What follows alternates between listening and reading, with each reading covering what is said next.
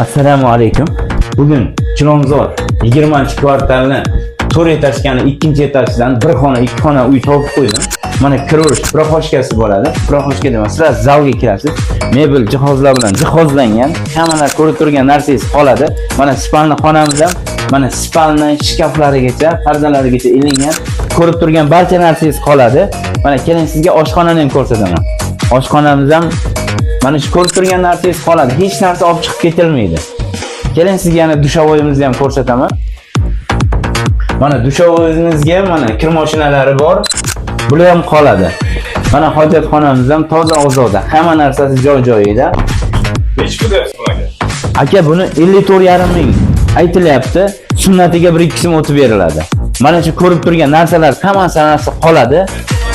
Orientirimiz Chilonzor, Aygin Chorraqa, bu yog'i Ilonota masjidi, mana ikkalasining o'rtasi. Kvartirani qo'ysa necha pul? Kvartirani qo'ysangiz $350 spokойно oila kelib yashaydi.